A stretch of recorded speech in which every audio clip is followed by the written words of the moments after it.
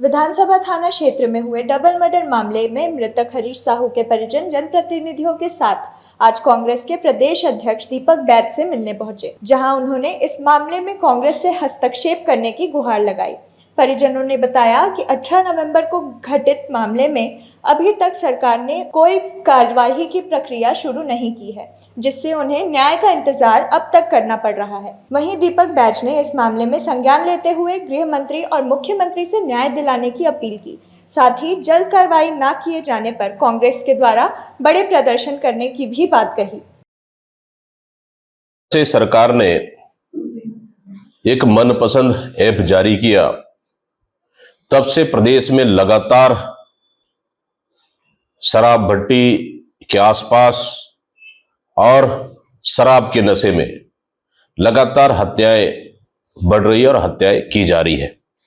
उसी तरह से घटना 18/11/2024 का है कि शराब भट्टी विधानसभा रोड सड्डू में दो पक्षों में विवाद होता है और दो मौतें होती हैं। लेकिन जो एक निर्दोष हरीश साहू, जो जिनकी मौत हुई रोहित सागर, उनको अस्पताल पहुंचाने का काम करते हैं और अस्पताल पहुंचाने के बाद रोहित सागर के परिवार या उनके नजदीक या मित्र फिर रोहित साहू को उठाकर ले जाके हत्या कर दिया जाता है। पुलिस को तुरंत सूचना होने के बाद भी लेट से पहुंचती है।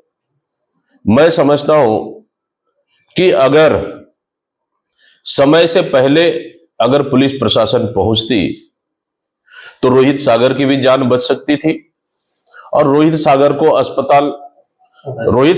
अस्पताल पहुंचाने के लिए जिस तरह से हरीश साहू ने अस्पताल पहुंचाए तो हरीश साहू की भी जान बच सकती थी।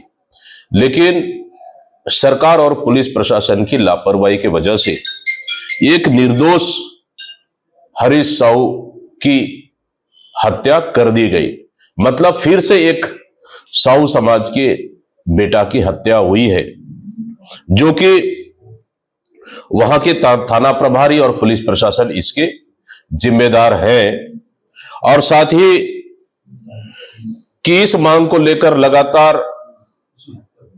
पूरे परिजन मेरे साथ में आए हुए हैं कि शासन प्रशासन, गृह मंत्री, मुख्यमंत्री तमाम लोगों से लगातार मांग करते आए हैं कि इस मामले को उच्च स्तरीय जांच की जानी चाहिए और संबंधित थाना के प्रभारी, जो कि इन परिवारों को रात में उठाकर ले गया गया और गाली गलौज और प्रताड़ित किया गया है, इन सब मामलों के लिए उच्च स्तरीय जांच होनी चाहिए और संबंधित थाने के जिम्मेदार अधिकारियों पर कार्रवाई होना चाहिए।